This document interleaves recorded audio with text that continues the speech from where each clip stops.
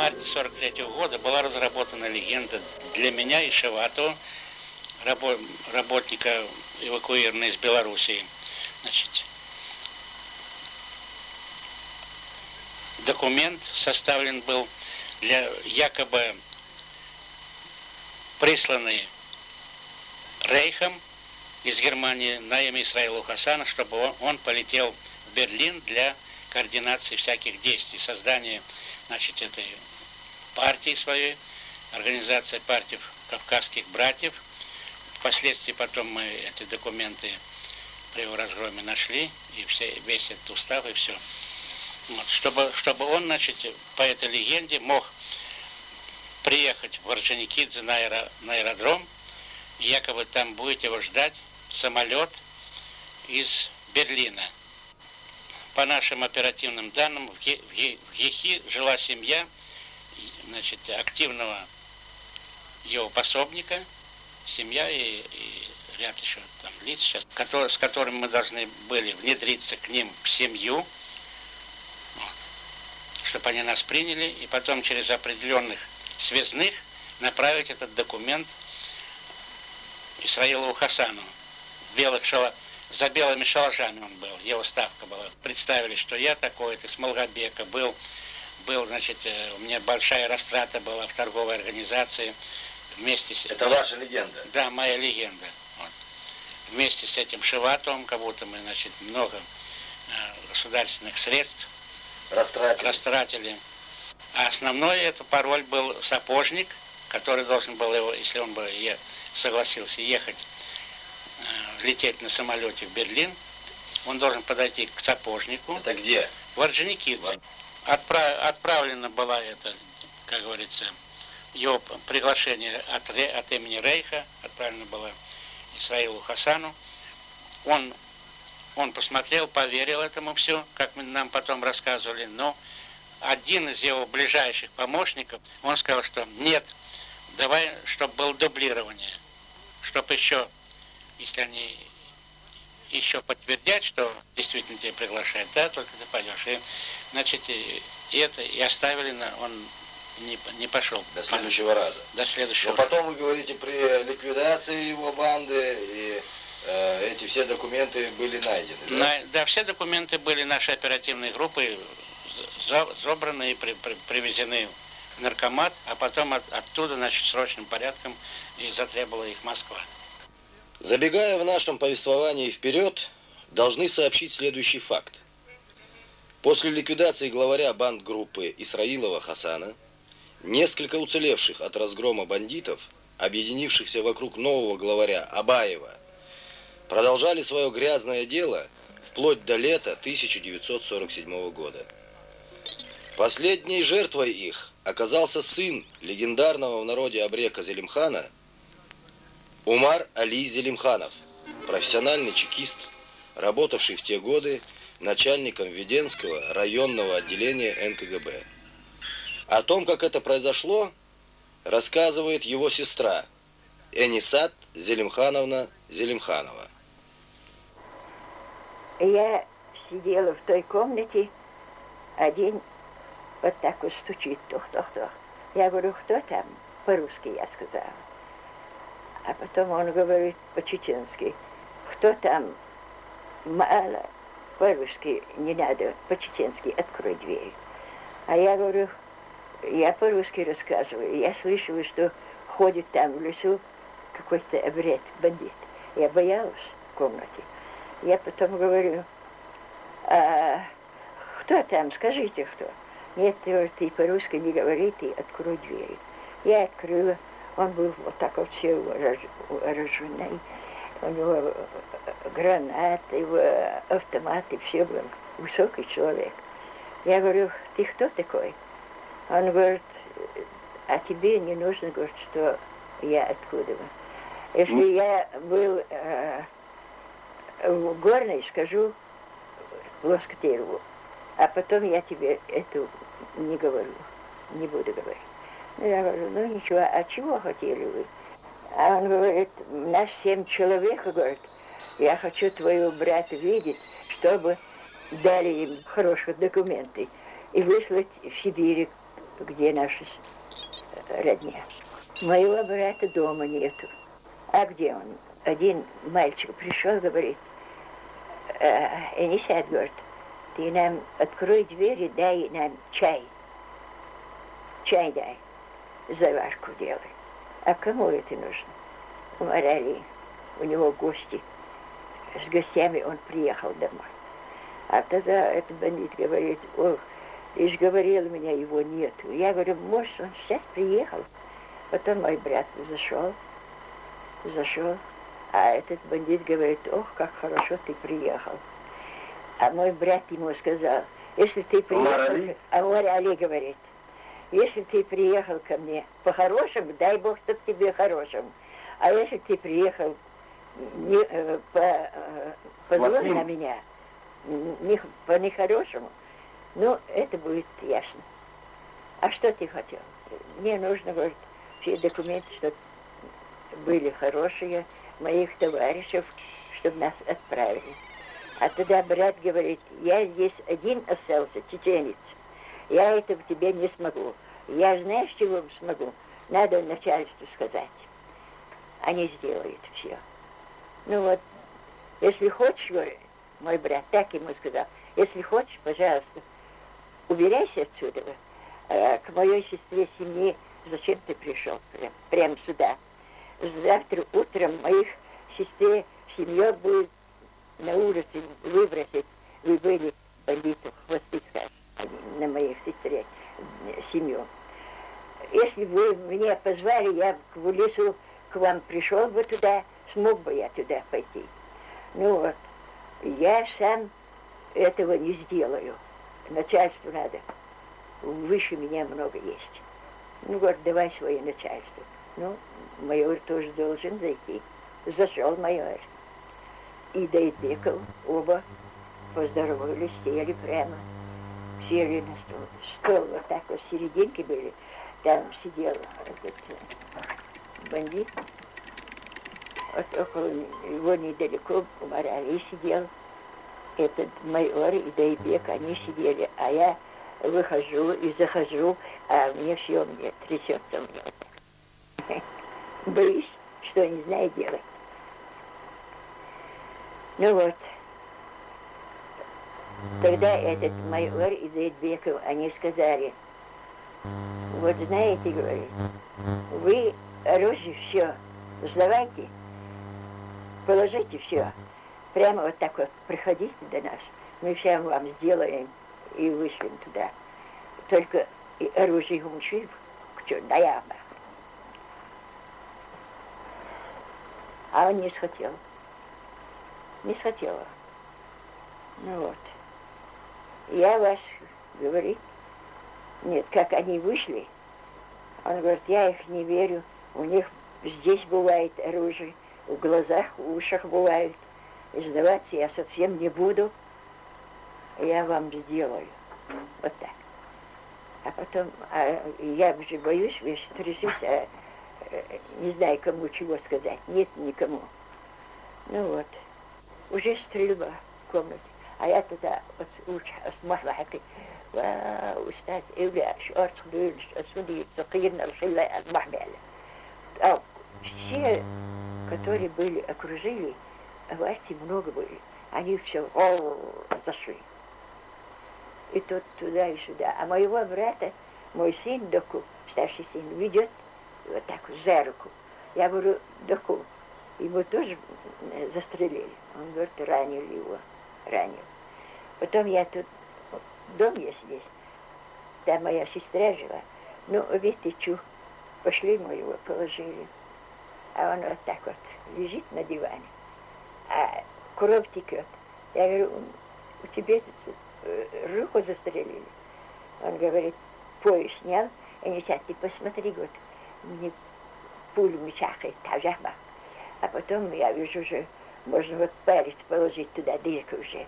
А ты посмотри, вот сзади прошло меня? Нет. Ему тогда уже кровь внутри Ахмадиси. А потом в больницу его повезли. И я в больницу ушла. Вот, и все. И я с братом там сидела. Он ему операцию сделал, никак пули не нашел. А эта пуля, кажется, покус эндешка чудо. И умер. Все. Мне доводилось участвовать в проведении операции в районе Хосы-Юрта по ликвидации бандгруппы Тарамовых. Ну что было сделано здесь? Была предпринята оперативная такая подготовка. В темную ночь, закрытые брезентами, наши машины вышли в район Айсенгурской нефтеразведки, переоделись мы в рабочие формы и дождались, пока нам удастся окружить бандгруппу. Окружили и ликвидировали, обезвредили эту бандгруппу. У бандглаваря, на удивление, нам было известно, что у него на боку висит маузер за номером 120-тысячный. Маузер раньше принадлежал Сайханову, заведующему облано, а в 1933 году в одном из селений Курчелоевского района его убила эта группа и унесла этот маузер. Вот после того, как мы собрали листовки проколотые, на второй или третий день утром ко мне появляется ответ дежурный райотдела НКВД и докладывает: товарищ начальник, к нам прибыл немецкий парашютист. Куда к нам? В отдел. В отдел даже? В отдел пришел немецкий парашютист. Я, значит, всегда имел пистолет при себе и в том порядке, что всегда держал в стволе патрон, чтобы не заряжать, не перезаряжать, в нужный момент только щелкнуть. С открытой кобурой я прямо пошел в кабинет и попросил вызвать этого диверсанта, который пришел. Диверсант этот зашел. Я предложил ему сесть и начал с ним разговор. Спрашиваю: кто вы, откуда?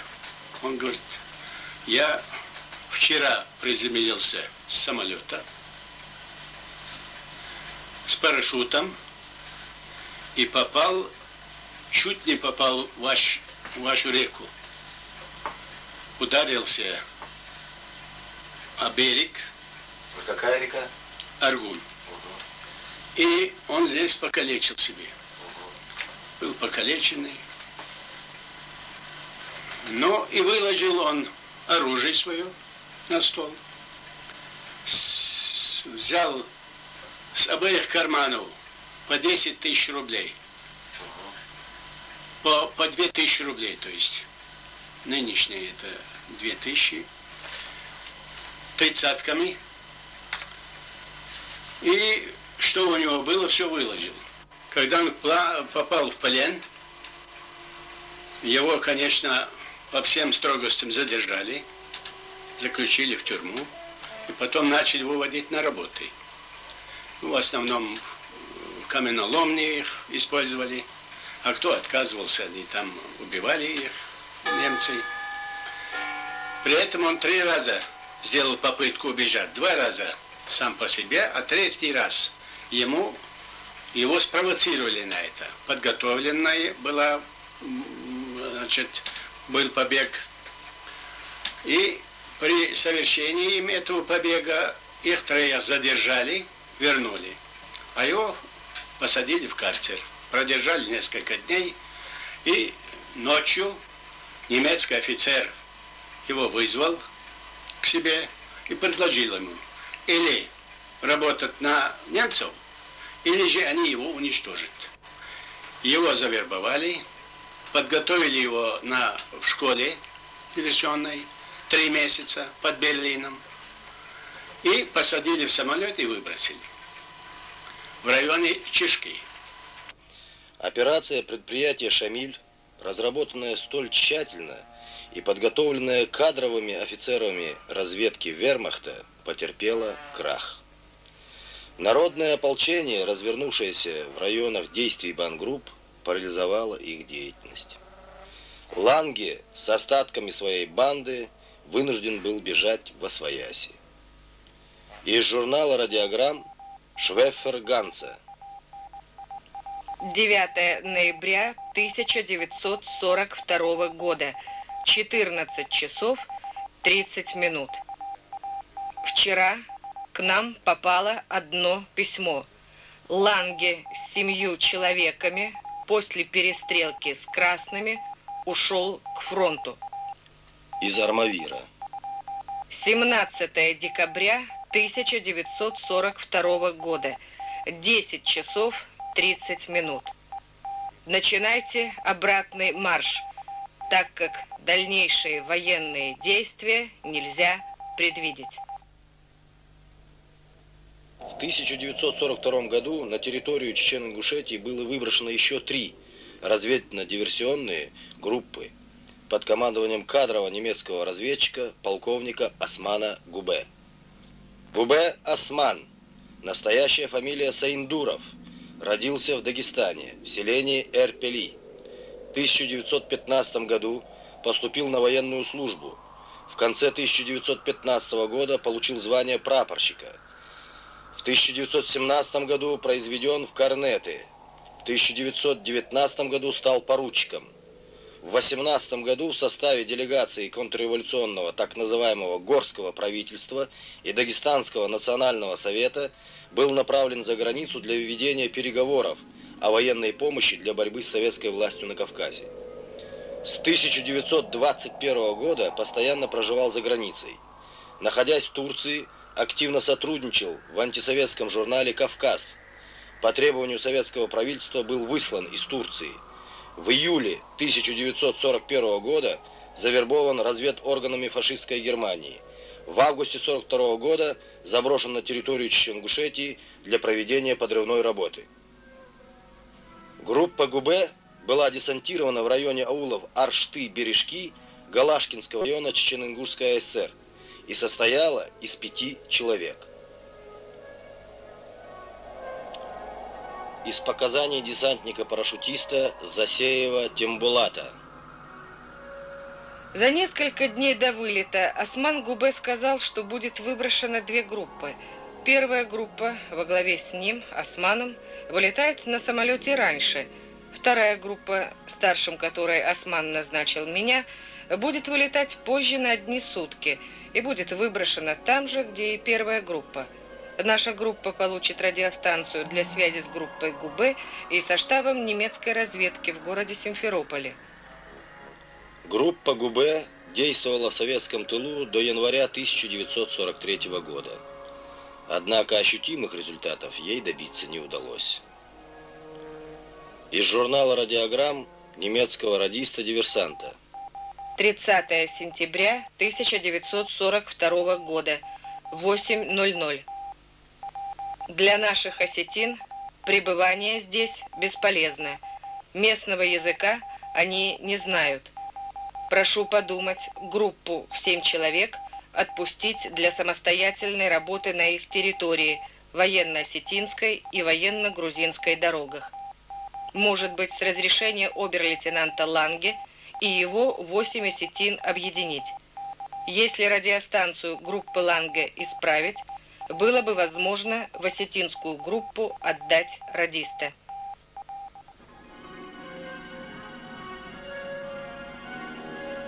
В это время я слышал, сброшено в Галашкинском районе немецкая шпион. Там жили мои родственники, Шадиев. Я поехал туда, будут родственники или нет. Там мне знал. И никто ничего от меня не скрывал бы. Я встретился с 3 немецкими шпионами в лесу там. По национальности осетины. Их, кажется, было 5 человек, но там было только 3. Тимур Булат и так далее, и всякие там. Да, ну,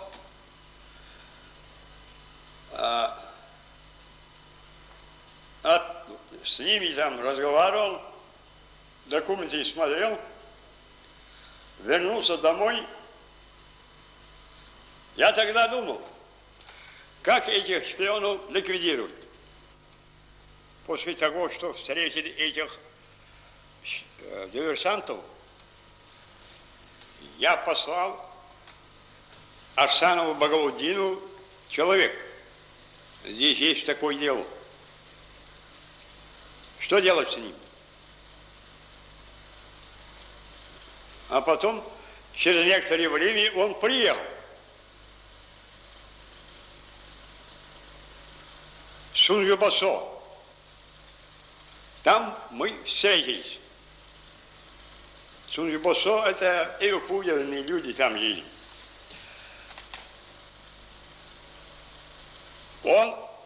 Я ему говорил, я видел немецких шпионов, так называемых. Что с ними делать? Он сказал, если немецкий десантник скажет «да», пока сант не сказал, застрелить его надо. Я ему говорил, это будет сделано. И наверняка я могу их видеть еще раз. Он сказал, ладно. Но через 2 недели мы решили встретиться в Ахкиюрте. У Парагульного дома жил его сын Ильич. Когда туда я прибыл, с ним был, тогда он замнаркомом был, Рудаков. Он высокого роста человек, слишком ненормальный. Впоследствии мы много раз встречали. Я избегал с ним разговаривать стоя, потому что вверх надо было смотреть.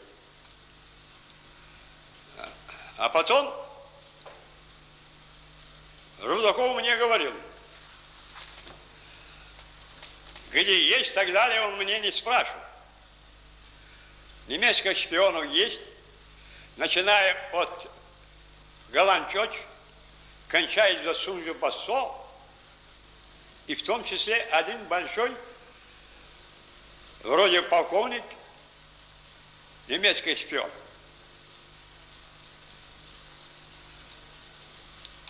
Я ему тогда говорил, по-моему, я их найду, всех. Раз их арестовать, то нужно очень осторожно делать. По его указанию, значит, короче говоря, в этих местах мы решили, я поеду разведку сделать. И потом встретим через месяц или 2 недели, не знаю, сколько времени было. Поехавши от них обратно в Волкун, мне там говорил, что у богатыря у Зукура находится немецкий шпион.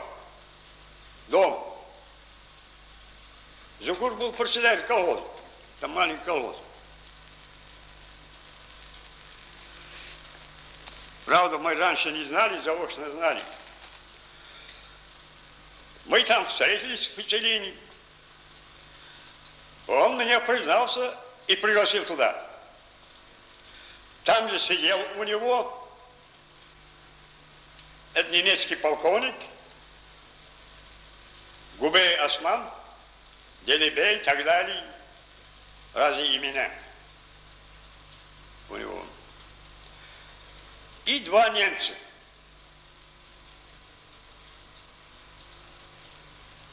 Это 2 немца, фон Блом и Льюис, что ли, так назвал одного.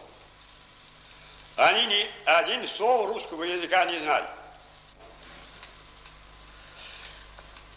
Но там же решили они передать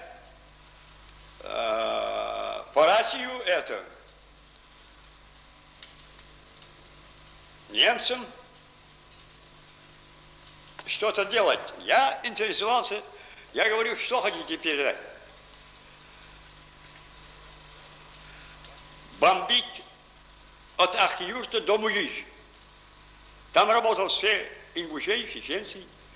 Потом я грубовато сказал, нельзя этого делать. Приходите. Бомбить. А потом сказали они, а что передать? Я сказал, пускай оружие сбросит. Вы хотели проверить? Да. Проверим, что они там. Пускай оружие сбросит. Другой у меня не было. И место там же определили, где сбросить, где костры развести. Потом через 2-3 дня бомбили Назрань. Я тогда подозрение имел. Наверняка они эта бомбежка оставила, а Назрань не бомбит. Я понял, что от нас они скрывают и сами действуют. На Назране убито было 35 человек. Губей Осман, этот полковник, мне вот 32-й день сказал, как перейти через границу. Я ему сказал, можно будет. Через 2 недели ему предложил, оторваться надо от всех людей. А то народ знает, я вас перевел, так мне спасибо не скажет, что он перевел. Поэтому он согласился и сказал ему Сунжибосу приехать по возможности скорее и о себе дать знать Парагулю Гумке, моему двоюродному брату. Оттуда приехал, с другого я разговаривал, этим договорился с Рундуковым, и я поехал обратно. Взять оттуда этого Губея, полковника немецкого. Правда, это далековато было, то есть 2 дня верхом ездили. И оттуда его взяли, Срок приехал, с ним в Ахтиюрт. Рудаков как раз приехал в назначенный срок, он там был. Взяли у него за комнаты, и 2-й день на бричке я и этот полковник выехали по договоренности с Рудаковым из селения Ахтиюрта. Значит, на том месте, где его задержать надо, я слез с брички, одноколной брички, синяя боговутина. И сказал ему, посмотрю там, может, патруль есть. Впереди, немножко подъем был дороги. Когда я поднялся там, скрылся в это время, там разговоры начались, 2 человека подошли. Патруль. До комнаты спрашивает. Да, у него, сзади. Потом немножко шум был. После этого этот полковник начал кричать. А что кричал? Кричал: Ахмед, Ахмед, Ахмед.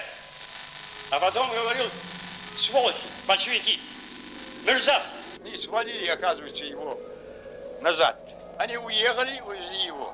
А я пошел обратно, Идрис. Брички отдал. При обыске у Османа Губе были изъяты документы, полностью изобличающие его как немецкого шпиона. Удостоверения, выданные военным командованием германской армии, немецкие и турецкие деньги, различные записи военного характера. В начале 1943 года на территории Чечен-Ингушетии фактически осталось лишь часть группы Реккерта, возглавляемая Четвергасом. Обер-лейтенанту Ланге в ноябре 1942 года удалось перейти линию фронта и соединиться с немецкими войсками. Значительная часть бандитов добровольно явилась в органы власти. Местное население все более активно включалось в борьбу с бандитизмом. В рядах последних началась паника. Из журнала «Радиограмм» Швеффер Ганса. 2 декабря 1942 года, 14 часов 30 минут. Определенного места мы не имеем. Находимся на дороге к фронту. Сегодня мы на Аргуне. Просим точно известить, где самый близкий фронт. Здесь нам зимовать нельзя. Нас сильно преследуют. 4 декабря 1942 года, 10 часов 30 минут. Просим на укрепление Ведено и Махкиты сбросить несколько бомб как можно скорее. Наши люди говорят, что после бомбежки преследования уменьшаются, а местные люди будут меньше нас обманывать. 20 декабря 1942 года, 10 часов 30 минут. Связной человек арестован. Уйти не можем. Что вы рекомендуете нам теперь делать? Преследование увеличивается. Последняя передача. 8 января 1943 года, 14 часов 30 минут. Наши бандиты все делают, чтобы мы не сумели уйти. Не получилось и по хитрости уйти. Ожидаем следующей возможности удрать. Последний прием из Армавира. 25 января 1943 года, 19 часов 30 минут. Найдите самостоятельно квартиры и совсем оставайтесь. Всех лишних кавказцев оставьте там. Вы себя только сами можете спасти. Обер-лейтенант Ланге получил рыцарский крест от фюрера.